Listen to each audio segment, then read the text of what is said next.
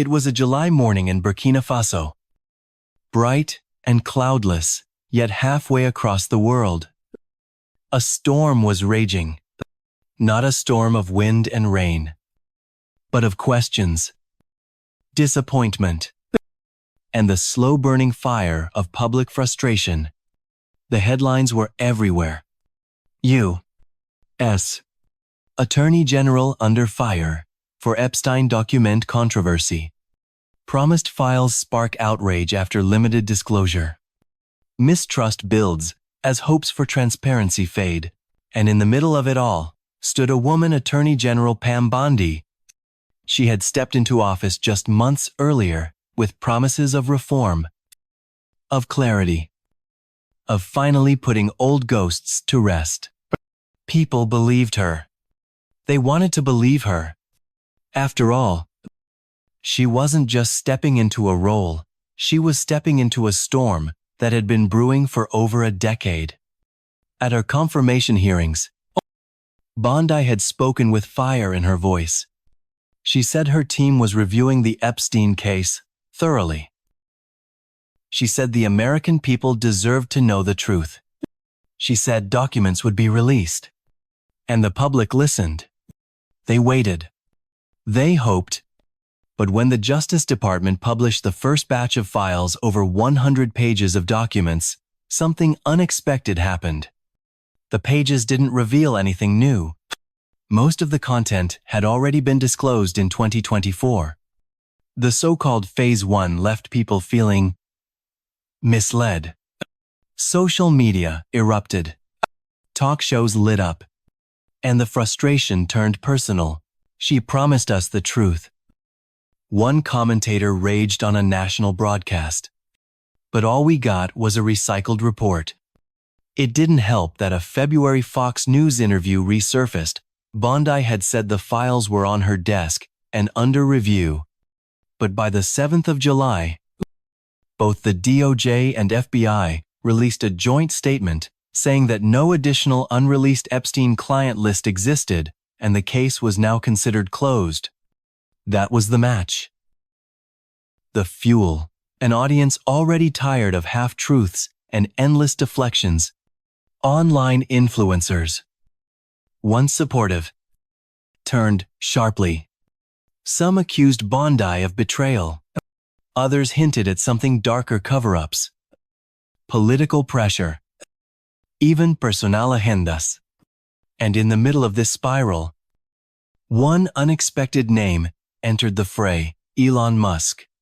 In early June, Musk posted a single cryptic message on X. The reason you'll never see the full Epstein file, the name at the top, would blow your mind. Within hours, the post went viral. Speculation exploded. What did he mean? Was he serious? Did he have access? And just as quickly as it appeared, the post vanished. Musk deleted it, later saying the post had gone too far. But by then, the damage was done. Even silence becomes thunder when the world is listening. Across the globe, the situation was dissected in every language, debated on every platform. And yet, in Ouagadougou, the capital of Burkina Faso, one man watched in silence: President Ibrahim Traoré. He wasn't part of this scandal. He wasn't on anyone's list. But he knew the feeling of being watched, of being doubted, of being asked to fix something he didn't break. In his quiet office, a screen showed news footage: Bondi at a Senate hearing. Her posture was steady, but her eyes betrayed exhaustion. You could almost hear the weight of the world pressing down on her. And Traoré understood. Not the politics, not the case, but the burden, the impossible expectation to be perfect, to speak clearly, in a world that doesn't want to listen, to lead, even when the ground beneath you is shaking. He didn't tweet. He didn't post a statement. But that night, he picked up a pen, The pen moved slowly across the page. No presidencial seal. No official watermark. Just ink. Real. Rough ink. And the hand of a man who believed in truth, but also knew that sometimes the world doesn't want the truth. Not when it's messy. Not when it doesn't confirm the story people already decided to believe. Captain Ibrahim Traoré, president of Burkina Faso, wasn't writing to make headlines. He wasn't writing to interfere. He was writing because he understood what silence does to a person. The letter began not with accusation, not with advice, but with something rare in global politics, empathy. To the Honorable Attorney General Bondi. I do not speak on behalf of any court. I do not speak for or against what is hidden or revealed. I write today only as one leader to another, because I have seen what the weight of the people's doubt can do to the strongest shoulders. Outside, the Burkina Faso sun burned across the Sahel, but inside his office, the air was cool, quiet, almost sacred. The kind of silence that demands reflection. Traoré had followed the news like everyone else. He saw how quickly public opinion turned on a woman once hailed as a truth seeker. He saw the confusion, the contradictions. One agency saying a file existed, another saying it didn't. Tweets posted and deleted, words twisted, recycled, and weaponized. He saw Bondi standing alone at that podium. No fire in her voice. This time, just fatigue. He saw the headlines not just question her competence, but her humanity, leadership. He wrote, "Is the art of being blamed for storms you didn't summon and fires you didn't light." 3 days later, the letter arrived at the U.S. Embassy. No press release. No leak. No scandal. Just a single envelope. Hand-delivered and marked private. For the Attorney General only. For 48 hours. Nothing happened. The media whirlwind continued elsewhere, accusations flying. Demands intensifying. But inside Bondi's secure office, behind a desk still cluttered with binders and printouts and highlighted memos, the letter sat unopened. Until she finally noticed the handwriting. It wasn't typed. It wasn't filtered through aides. It was personal. And when she read it, something shifted. "You are standing in the middle of a fire you didn't start." The letter said, "But if you speak too soon, you'll be called reckless. If you wait too long, you'll be called deceptive. If you say nothing, you'll be called guilty. So I will tell you this. The only thing that survives the storm is integrity." There was no advice in the letter. No suggestion of what to release or when to speak. No commentary on Epstein. No judgment. Just a quiet voice reminding her that dignity doesn't need defending, it needs remembering. She folded the letter twice, slipped it into the top drawer of her desk, closed her eyes for a moment. It didn't fix anything, but it calmed the war inside her chest. Later that week, during a televised appearance, her first since the backlash, Pam Bondi stood before the press. The lights were harsh. The questions were sharp. The room, heavy with anticipation. But this time, her voice didn't crack. "I want to begin today," she said, "by thanking someone I've never met." The room fell still. President Ibrahim Traoré of Burkina Faso sent me a letter, a private one, and I won't share its full contents. But I will say this, it reminded me that leadership is not about being popular. It's about being accountable, even when the answers aren't simple. and the timing isn't perfect. For a brief moment, the room didn't know how to react. The expected fireworks didn't come. Instead, the moment turned inward. Quiet, uncomfortable, real. And across the ocean, in a modest presidential compound in West Africa, Traoré was planting a neem tree in the courtyard. He wasn't watching the press conference. He didn't need to. His job was never to fix someone else's storm. His job was to remind her the sky doesn't stay gray forever. And neither does trust. Narrator's voice fade out. In a world addicted to outrage, one handwritten letter changed nothing. And everything. Not because it made headlines, but because it reached a person at the moment she was forgetting who she was. And that sometimes is enough. Sometimes, the smallest ripples make the loudest echoes. No one had expected the moment. Not the press. Not her staff. Not even the American public. Yet there she stood. Attorney General Pam Bondi, holding the room with nothing but silence and sincerity, referencing a letter the cameras would never see. From a president most Americans barely knew. It reminded me, she said, that silence isn't always cowardice, and truth isn't always immediate, but both must be held with care. That was it. She didn't name names, didn't dodge, didn't posture. She just paused.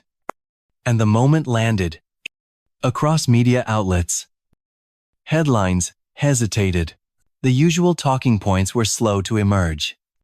Even critics who had been circling like vultures the week before, ready to pounce on every fumble, seemed caught off guard. Because it wasn't just what she said. It was how she said it. And in that fleeting vulnerability, something else emerged.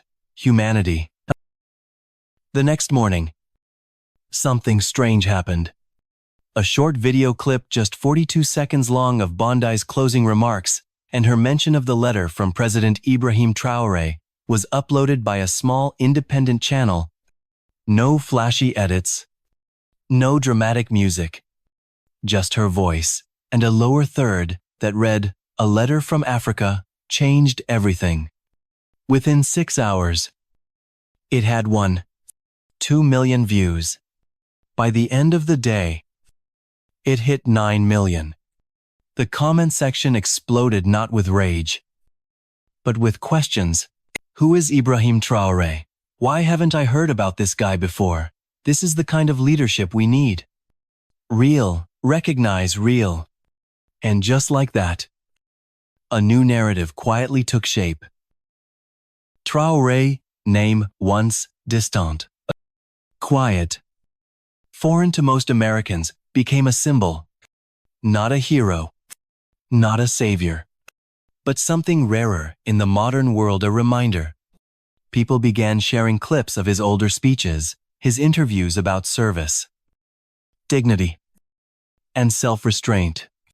Someone dug up an old clip of him in muddy boots, helping a village build a water system with his own hands.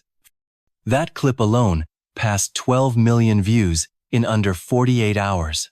Major YouTubers and podcasters, even those known for loud, sharp political takes, started referencing the Traoré letter like it was scripture. One host said, "I don't even care about Epstein files anymore. I care about the fact that a man who lives across the ocean, who has no stake in our politics, managed to say more in a paragraph than most of our politicians say in a year." Another posted. He didn't tweet it. He didn't leak it. He didn't weaponize it. He just wrote it. And somehow, it calmed a storm. But the shift wasn't just on screens. In Washington, behind closed doors, staffers began whispering about a Traoré effect. Pam Bondi's approval rating, once nosediving, stabilized. A few senators who had been preparing public critiques, went silent. Even Elon Musk, unprompted, posted a cryptic two-word tweet, respect. Traoré. No explanation. No context. But everyone knew.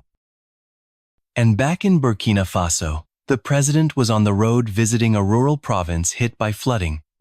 He hadn't mentioned the letter since sending it. He hadn't commented on the media storm.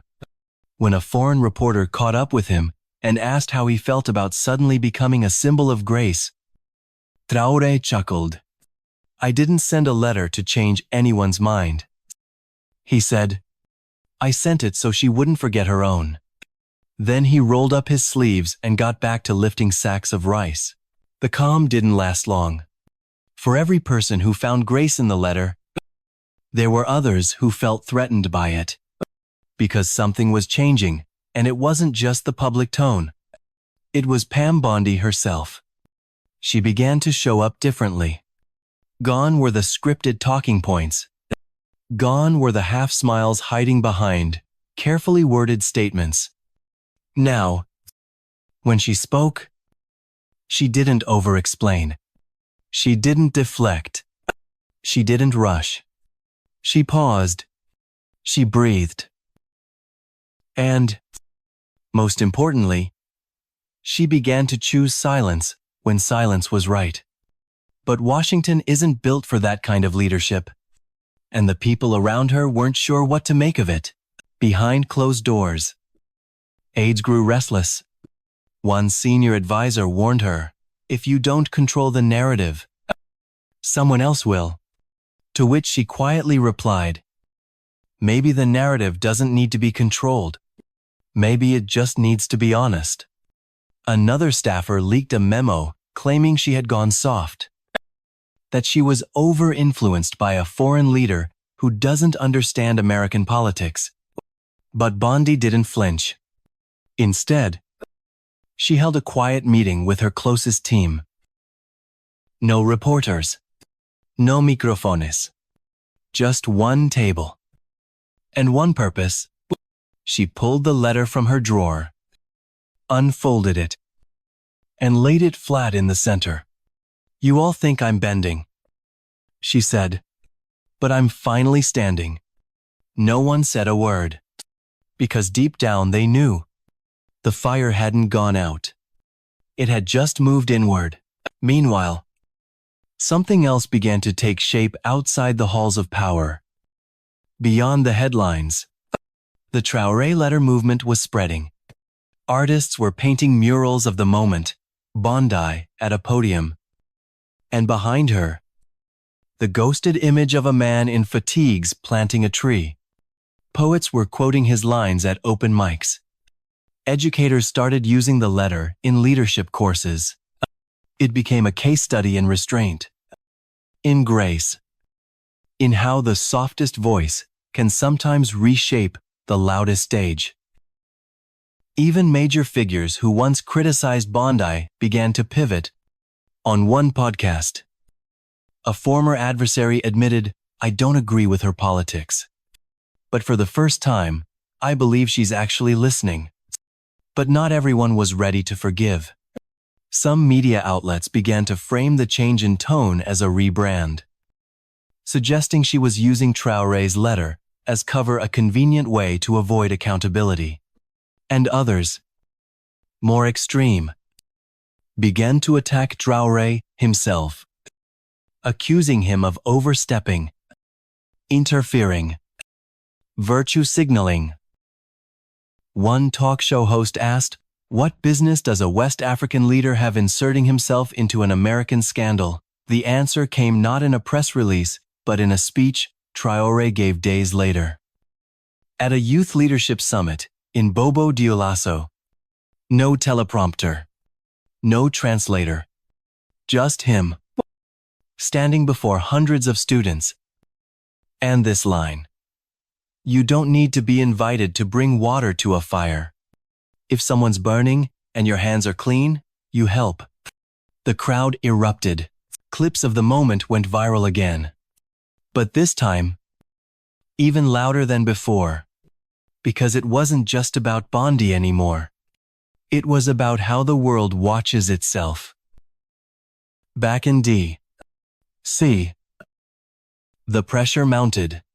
Bondi was now walking a razor-thin line, balancing the expectations of a system addicted to performance, while holding onto a truth that had no audience. Then came the hearing. She was summoned before a congressional committee officially to explain the Epstein file release process. But, unofficially to be cornered. The tone was hostile. One senator leaned forward and said, "You've been quiet, Madam Attorney General, but the American people don't need poetry. They need facts." Bondi looked up. The room was tense. Cameras rolling.